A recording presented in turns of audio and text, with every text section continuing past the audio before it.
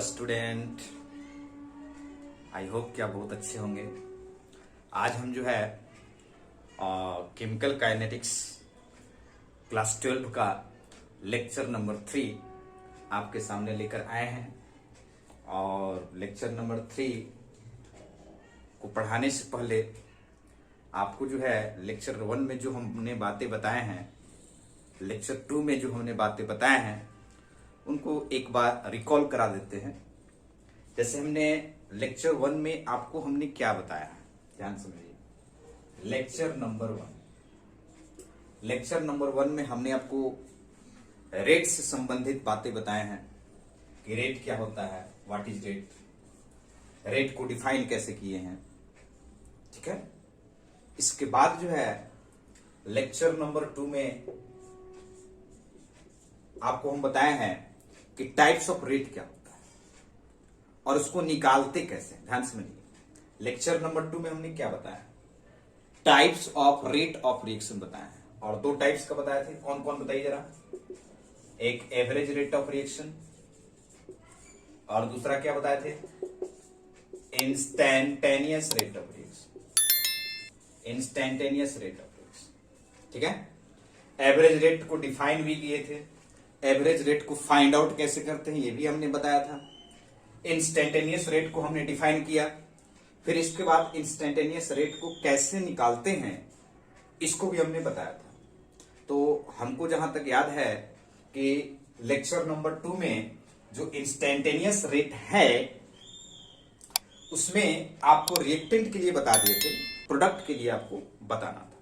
तो देखिए, ध्यान से देखेंगे, समझेंगे।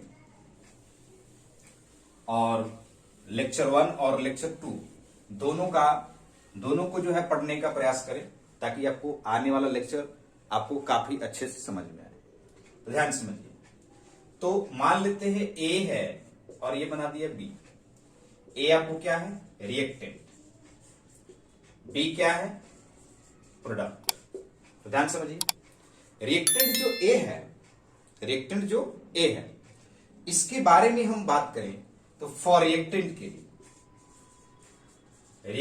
लिए हमने क्या बताया था कि जो रेट होता है वो क्या होता है, minus D A upon D T.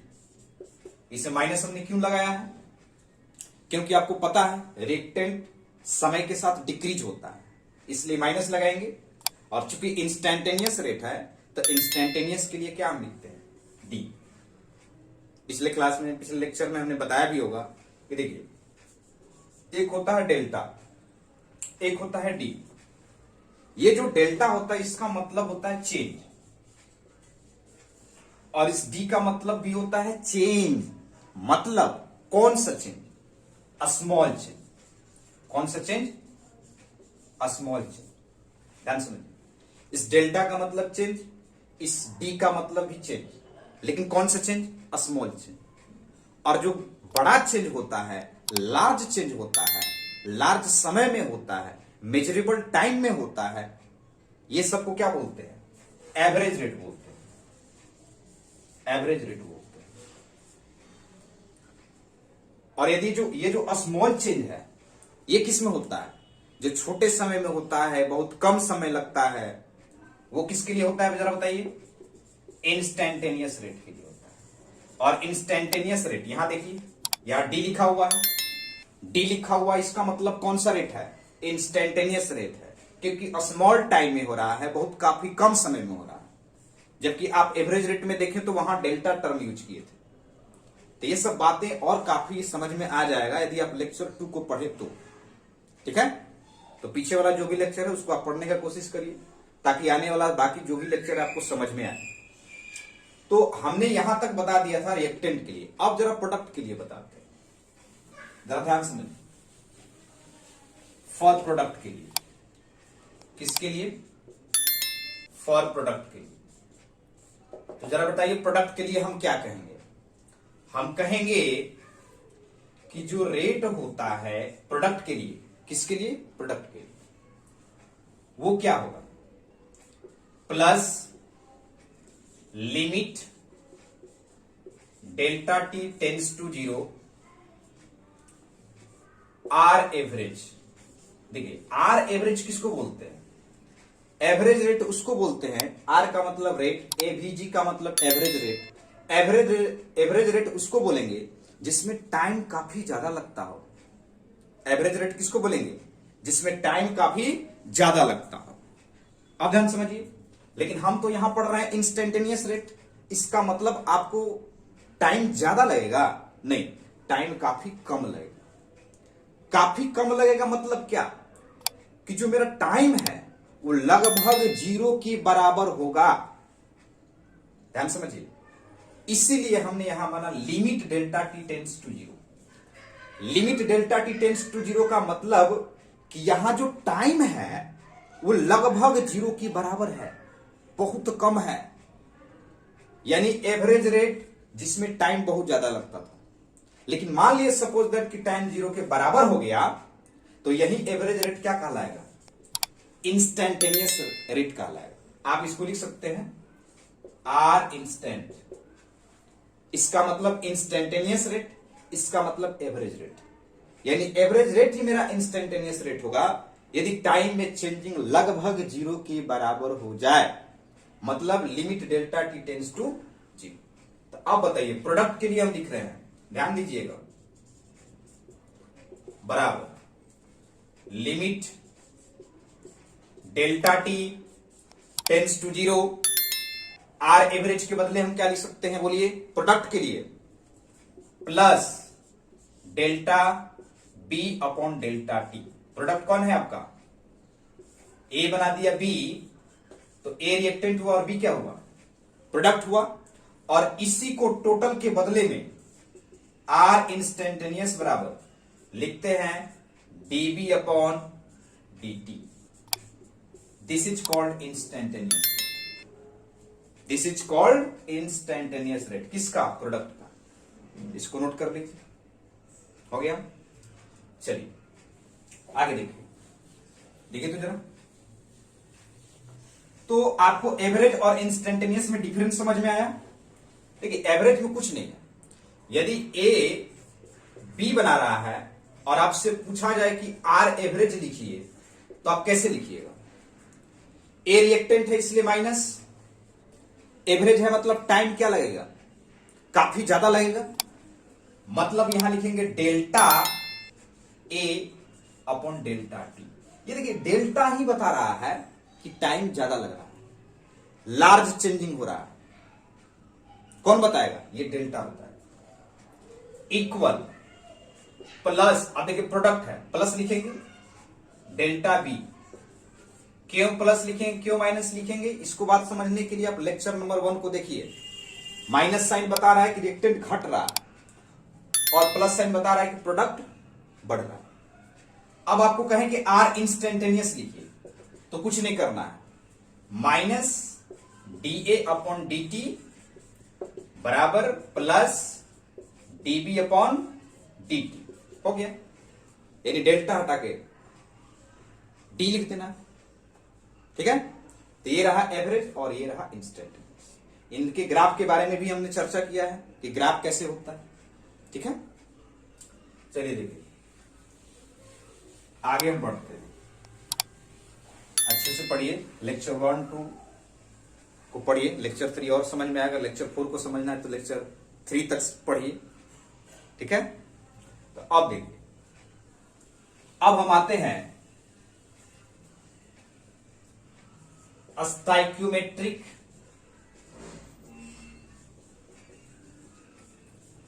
Coefficient and rate of reaction. Rate of reaction देख लीजिए, मेरा हेडिंग क्या है? Stoichiometric coefficient and rate of reaction में हम रिलेशन के बारे में पढ़ेंगे। किसमें रिलेशन के बारे में पढ़ेंगे? Stoichiometric coefficient and rate of reaction के बारे में पढ़ेंगे। तो ध्यान से पहले समझिए, पहले तो आप ये समझिए कि स्टोइकियोमेट्रिक कोएफिशिएंट क्या होता है। आप फर्स्ट ईयर में जो है मोल कंसेप्ट में आप पढ़े भी होंगे कि स्टोइकियोमेट्रिक कोएफिशिएंट क्या होता है। यदि मान लेते हैं नहीं पढ़े हैं और पढ़े हैं भूल गए हैं, तो भी कोई बात नहीं, हम यहां आपको बता देते हैं कि स्टोइकोमेट्रिक कोएफिशिएंट क्या होता है। चलिए देखिए, जैसे N2 + 3H2 बन गया, ये बना दिया 2NH3। स्टोइकोमेट्रिक कोएफिशिएंट किसको बोलते हैं? सबसे पहली बात कि यहां N2 में कितना से गुना है बताइए? कुछ नहीं तो कितना से गुना होगा? 1 से गुना होगा। यहां देखिए H2 में कितना से गुना है? 3 से। यहां NH3 में कितना से गुना है? 2 से। यदि हम आपसे बोले कि N2 में 1 से गुना है मतलब कोएफिशिएंट 1 हुआ, H2 में 3 से गुना है मतलब कोएफिशिएंट 3 हुआ, NH3 में 2 से गुना है मतलब कोएफिशिएंट 2 हुआ। कोएफिशिएंट का मतलब क्या होता है? कोएफिशिएंट का मतलब जिससे गुणा हुआ है, बोलिए। तो यहां 3 से गुणा है तो स्टोइकोमेट्रिक कोएफिशिएंट 3 हुआ, यहां 2 से गुणा हुआ तो कोएफिशिएंट मेरा 2 हुआ। लेकिन जब हम केमिस्ट्री में बात करते हैं तो केवल कोएफिशिएंट ही कह देना उचित नहीं होता है। मैथ में आप कोएफिशिएंट बोल दीजिए, फिजिक्स में कोएफिशिएंट बोल दीजिए, चलेगा। लेकिन केमिस्ट्री में इसी कोएफिशिएंट को, यानी जिससे गुणा हुआ है, उसको कोएफिशिएंट ही नहीं बोलेंगे बल्कि बोलेंगे स्टोइकोमेट्रिक कोएफिशिएंट। क्या बोलेंगे? Stoichiometric coefficient. यानी अब आपसे पूछा जाए कि H2 का स्टोइकोमेट्रिक कोएफिशिएंट कितना है तो 3, NH3 का कितना है 2, यानी जितना से गुना होगा वही उसका स्टोइकोमेट्रिक कोएफिशिएंट कहलाएगा। ठीक है? तो स्टोइकोमेट्रिक कोएफिशिएंट समझ में आ गया? बोलिए, स्टोइकोमेट्रिक कोएफिशिएंट हो गया, कोई दिक्कत? अब क्या करते हैं? रिलेशन देखते हैं। चलिए आइए, सबसे पहले case 1, if molar ratio of reactant and product is 1:1। ध्यान समझिए, यहां पर क्या है कि जो मोलर रेशियो है रिएक्टेंट और प्रोडक्ट का वो 1:1 है। एग्जाम्पल देखिए, जैसे ए बना दिया बी, ए है रिएक्टेंट, बी है प्रोडक्ट। अब बताइए ए में कितना से गुना है? सोचिए, ए में कितना से गुना है? कुछ नहीं तो 1 से। बी में कितना से गुना है? कुछ नहीं तो 1 से। तो यदि आपसे पूछा जाए कि रिएक्टेंट और प्रोडक्ट के मोलर रेशियो जिससे गुणा है स्टोइकोमेट्रिक कोएफिशिएंट, तो ए में 1 से गुणा है, बी में 1 से गुणा है, तो मोलर रेशियो कितना हुआ? 1:1। ये एक किसका है? रिएक्टेंट का। ये एक किसका है? प्रोडक्ट का।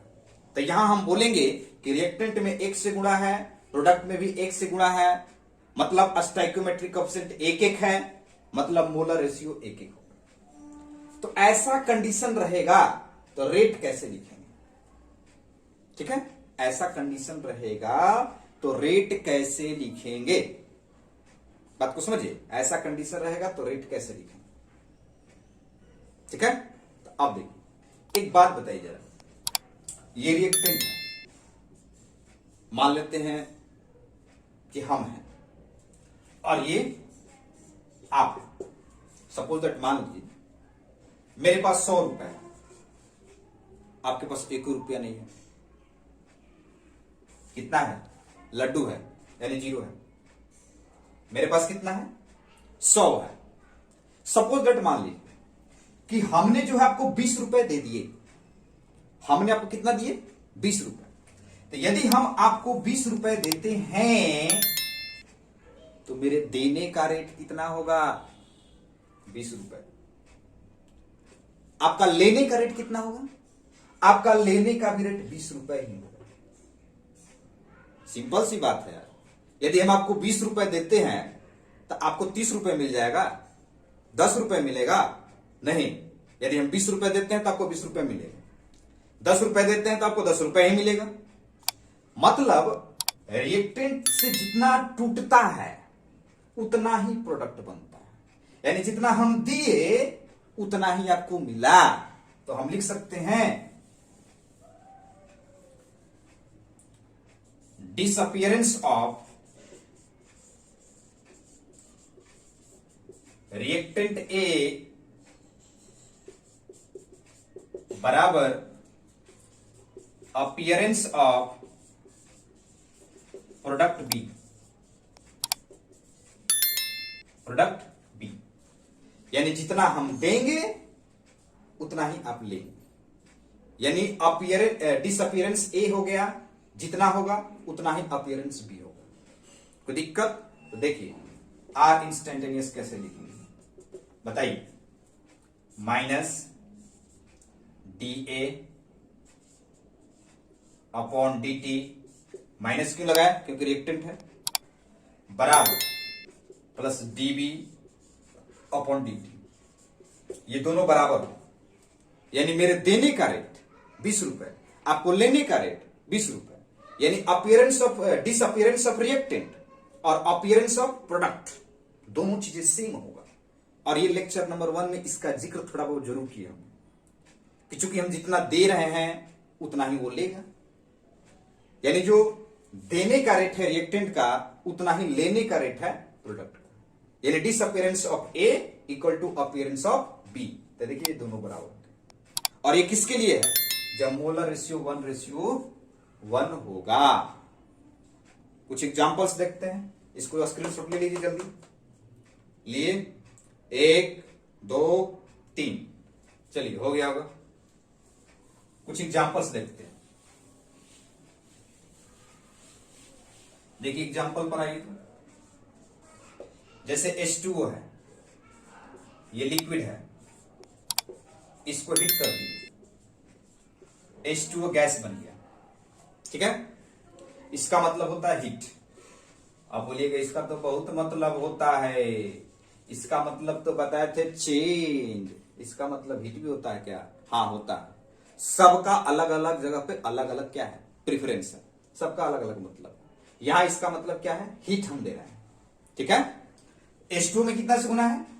1 से, कुछ नहीं है तो 1 से। यहां H2 में कितना से? 1 से। बोलिए मोलर रेशियो कितना होगा? 1:1। रेट लिखिए, क्या होगा? Minus D H2O liquid, H2O liquid और बटा में डी टी। माइनस क्यों लगाया? क्योंकि लिक्विड को हिट करेंगे तो लिक्विड गैस में बदल जाए, तो जब लिक्विड गैस में बदलेगा तो ये लिक्विड घटेगा और गैस क्या होगा? बढ़ेगा। बढ़ेगा तो क्या लिखेंगे? प्लस डी H2O क्या है? गैस है, upon D T. This is called instantaneous. और ये रेट लिखने का तरीका किसके लिए है? जब मोलर रेशियो 1:1। कोई दिक्कत है? समझ में आ रहा है? ठीक है, तो समझिए, जहां नहीं समझ में आया बताइए, फिर तो हम है कि नहीं। चलिए तो आगे बढ़ते हैं। देखिए अब आते हैं केस नंबर 2 में। बच्चा केस नंबर 2 में देखिए तो जरा, केस नंबर 2 है कि if reactant, if molar ratio of reactant and product, गाना गा रहे हैं का नहीं पढ़ा रहा है, सब जरूरी है, ध्यान से लीजिए। If molar ratio of reactant and product is not in 1:1, यानी रिएक्टेंट और प्रोडक्ट का मोलर रेशियो 1:1 में नहीं है। गाना भी आता है लेकिन अभी नहीं गाएंगे, बाद में गाएंगे फुर्सत से। चलिए देखिए, तो क्या हमने बोला? If molar ratio of reactant and product is not in 1:1। पढ़ाई भी जरूरी है कि कोरोना टाइम चल रहा है? गाने में पता चलेगा कि क्लास निकल गया। रिलेटिव बात बताए तो एमबी लगता है, इसीलिए जो गाना नहीं गा रहा है खाली पढ़ा रहा है। गाएंगे तो पता चलेगा कि 5 मिनट का गाना हो गया, पढ़ाई कहाँ आ गया, खर्चा ज्यादा है, क्योंकि एमबी लग जाएगा ना। बात को समझा करें। चलिए देखिए, एक molar ratio of reactant and product is not in 1:1। पहले 1:1 में था, अब नहीं है। अब नहीं है तब देखिए कैसे लिखते हैं। चलिए देखिए एग्जाम्पल समझिए। N2 + 3H2। तो सिंपल सा पहले एग्जाम्पल देते हैं, कोई दिक्कत नहीं ना, सिंपल से एग्जाम्पल देते हैं। Alpha a plus beta b, ये बना दिया gamma c plus delta d. A में कितना से गुना है? अल्फा से। कुछ नहीं होता तो 1 से, 2 होता तो 2 से, 3 होता तो 3 से गुना। अब यहां अल्फा है, मतलब स्टोइकोमेट्रिक कोएफिशिएंट कितना होगा? अल्फा। यहां कितना होगा? बीटा। यहां कितना होगा? गामा। यहां कितना होगा? डेल्टा। चलिए इसका रेट लिखते हैं। रेट कैसे लिखते हैं? सबसे पहले ध्यान से समझेंगे। ये तो सबको क्लियर है कि जितना रिएक्टेंट डिसअपियर होता है उतना ही प्रोडक्ट अपीयर होता है, यानी बनता है। रिएक्टेंट जितना घटेगा प्रोडक्ट उतना ही बढ़ेगा। 20 रुपए देंगे तो 20 रुपए मिलेगा, 30 रुपए थोड़ी मिल जाएगा, यानी सेम होगा। समझ रहे हैं बात को? चलिए अब यहां पर क्या करना है कि रिएक्टेंट है तो रिएक्टेंट समय के साथ क्या होता है? घटता है, इसलिए यहां लगाइए -1/α dA/dt। अच्छा, ए तो रिएक्टेंट था, बी क्या है? बी भी तो रिएक्टेंट है, तो -1/β dB/dt बराबर जितना डिसअपियर होगा रिएक्टेंट उतना अपीयर होगा, यानी दोनों का रेट बराबर होगा। ये क्या है बोलिए?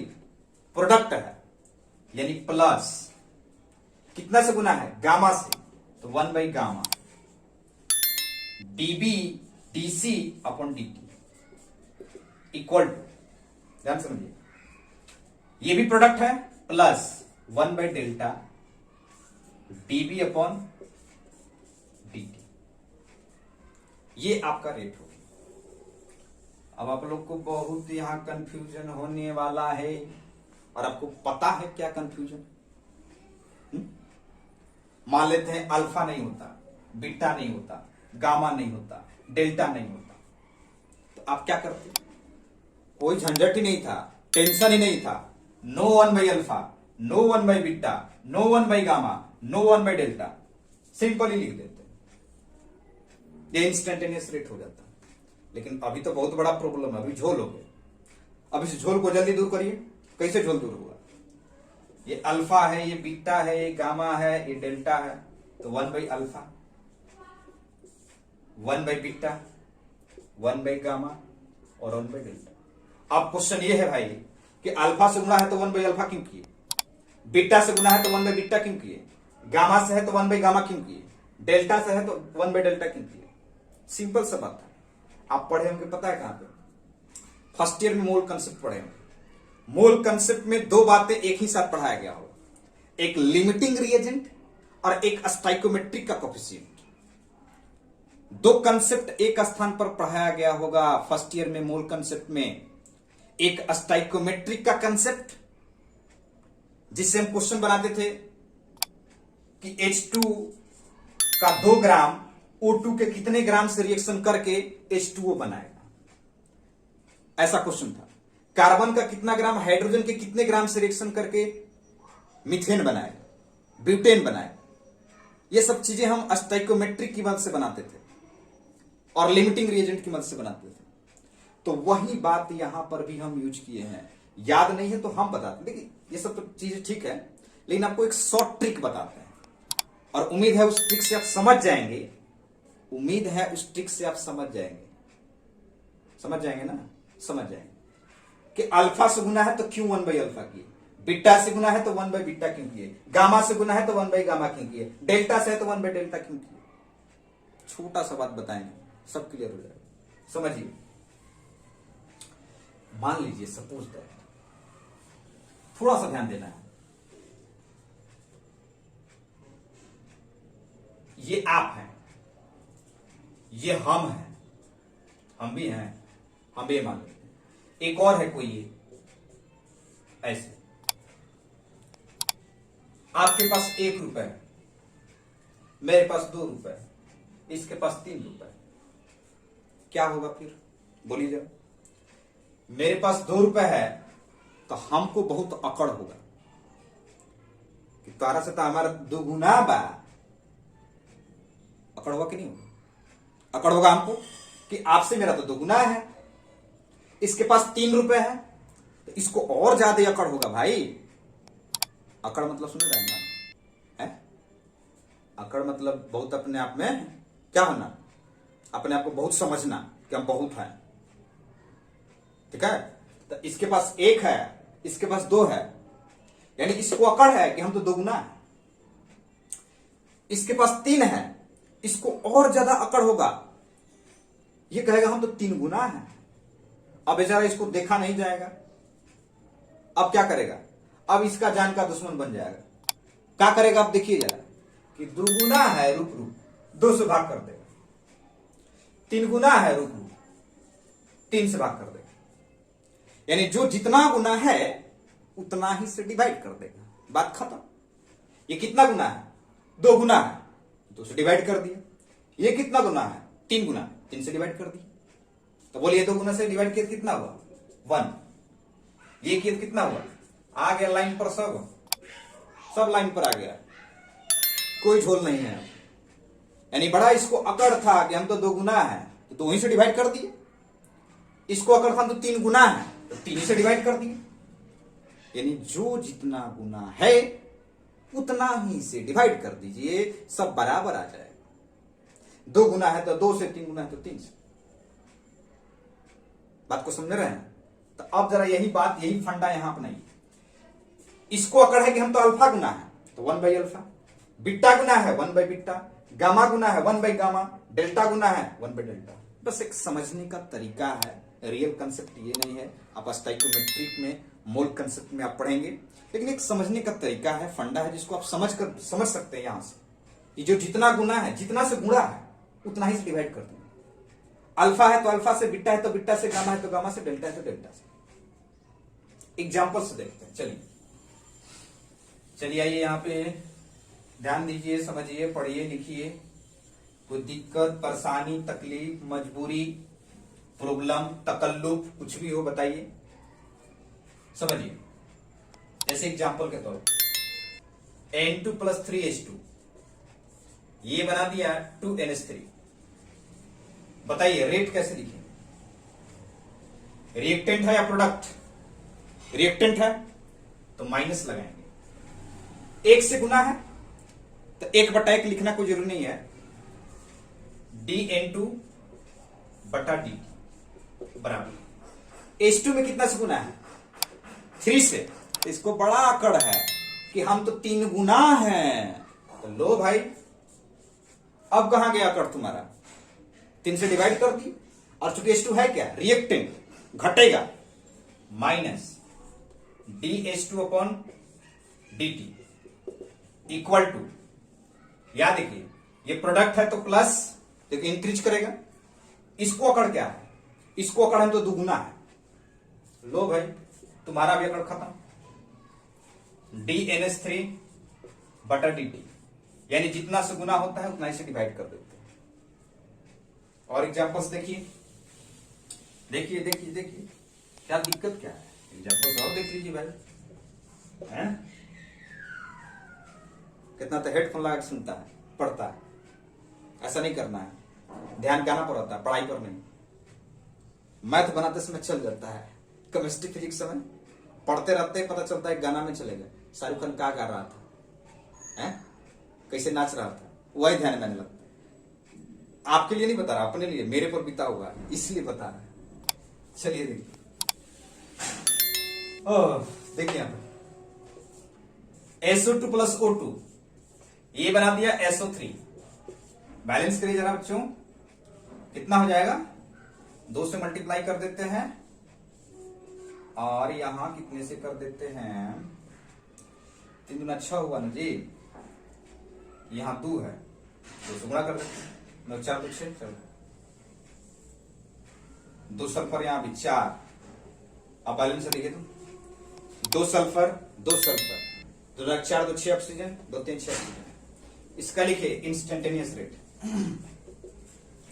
रिएक्टेंट है प्रोडक्ट, रिएक्टेंट माइनस कितना से गुना है 2 से 1/2, कुछ नहीं है, जितना से गुना है उतना से डिवाइड कर दीजिए, बात खत्म। DSO2 बटा DT बराबर, यहां बोलिए माइनस DO2 बटा DT, यहां बोलिए कितना से गुना है 2 से, प्रोडक्ट है इसलिए प्लस 1/2 DSO3 बटा DT। काम खत्म हो गया।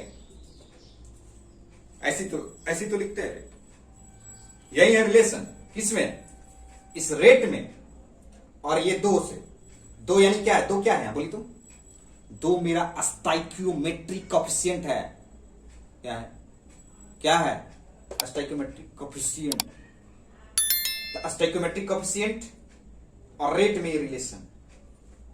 एक और एग्जांपल देखिए, छोटा सा, बड़ा नहीं देंगे, छोटा सा।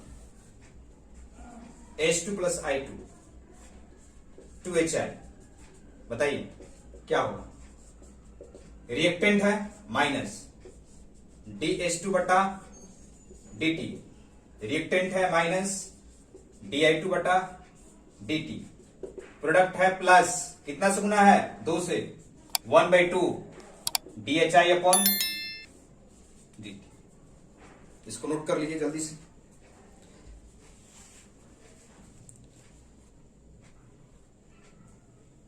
हो गया।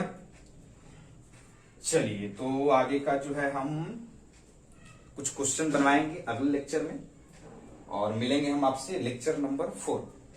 तो लेक्चर नंबर 4 में आपको जो है हम इससे रिलेटेड क्वेश्चंस कैसे पूछता है मेडिकल में, IIT में और बोर्ड लेवल में, CBSE में, बिहार बोर्ड में कैसे पूछता है, सभी टाइप के क्वेश्चंस हम आपको बनवाएंगे। और आज के लिए बस इतना ही इस लेक्चर के लिए। थैंक्स।